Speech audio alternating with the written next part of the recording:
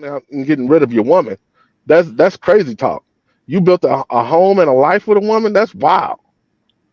Yeah, Now, I if she think leave, that's a whole uh, different thing. That's a different I conversation. think the statement of Kevin Samuel saying that, or people in general saying men will go down in looks, if all of the other intangibles is there, is because nothing hurts worse than see a really beautiful woman with a terrible attitude, right? Woo. Because if you look at her and she's attractive to you, but she ignores you or she's just not pleasant to be around, like that's the kind of stuff that makes even her beauty become ugly to you, right? And so, say for instance, a guy has a choice between a number of different women, and they have a range of looks. You got really good looking, you got average, a little bit below average.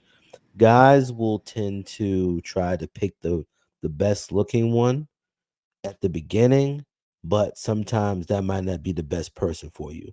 And you just have to understand that whether it's the best person or not, once you choose to marry this person, that's the person that you chose. Because guess what? Your looks fade, your mentality changes, you grow and you adapt. So the person that you married might not be the same version that they end up growing in to be, right?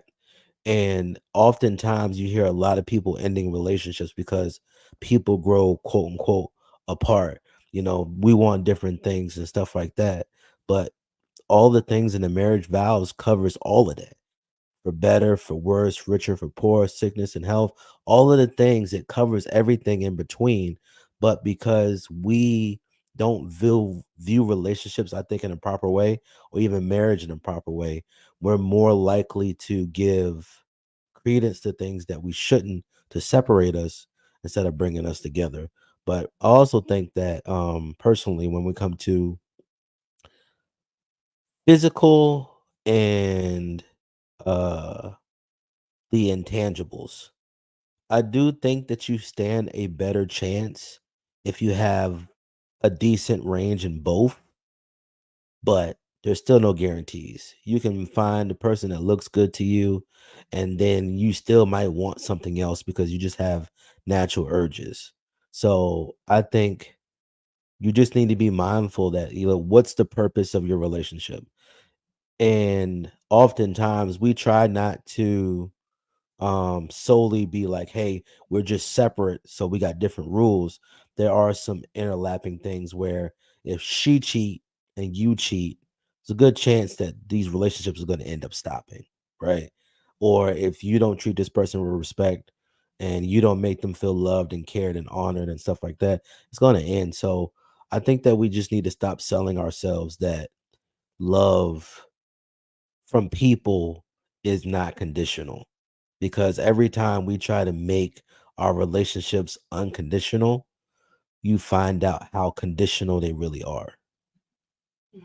I was gonna say, with the love is blind concept, I think it should happen in reverse. I think love should eventually make you become blind.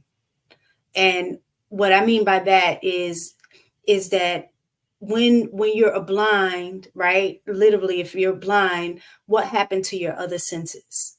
They become stronger, right? And so I think in a relationship, when you're just meeting somebody, your sense of sight is probably the strongest, right? At first. So you're looking at all of these things that are attractive and all of those kind of things at first. And I think at that stage is not really love, is the lust aspect of it. So because like the Wife School podcast was saying that eventually all of those things in regards to the superficial aspect are going to change. You can't beat gravity. You can't beat aging. Like you're not going to be able to change those things. But when love is blind at that part, at that aspect, that means you are now relying on the other senses within that person that keeps you attracted to them. So like I said, me and my husband, we've been together like almost 30 years, right? I don't look the same at 17 when he first saw me, and he don't look the same when he was 20, 21, or what, however age difference we have. We have like 4 year age difference. He don't look the same. Muscles ain't popping the same. My stomach ain't flat. My ass, ain't up on my back like it used to be. But you let him tell it. I'm in his mind, I'm still that same 17, 18-year-old girl because there was so many other things that he was attracted to beyond just the physical aspect. He was attracted to my mind. He was attracted to the fact that, like I said, I'm the adventurous one and he's not. So that was an area that helped pull him out of, his shell with certain things.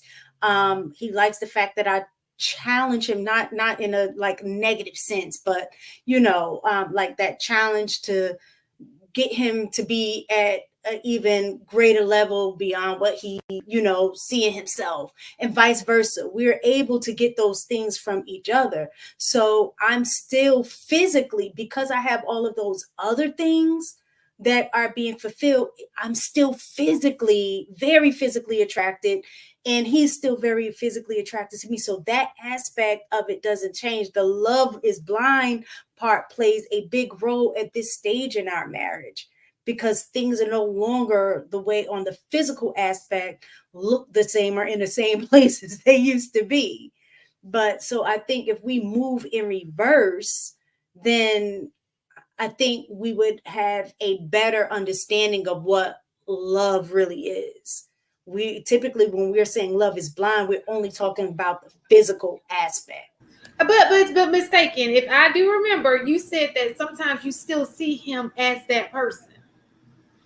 Yeah, no, that's what I'm saying. The physical aspect. Now, physically, we see each other. We know we don't look the same at 17 and 18. But at times when I do think back, or I come across a picture or something like that, like in my mind, I'm like, damn, he's still that 20, 21-year-old in terms of my physical attraction to him. That has never changed.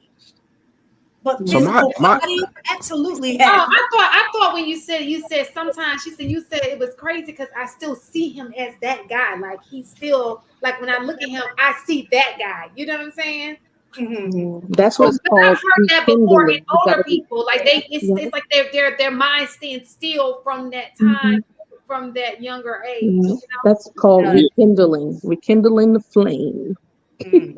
so Miss Thing, I'm with you on that. The other things become more attractive, but back to this thickness thing. So I knew that after a baby, you get more hips and ass. So the size that I kind of like, I made sure you wasn't that size pre-baby.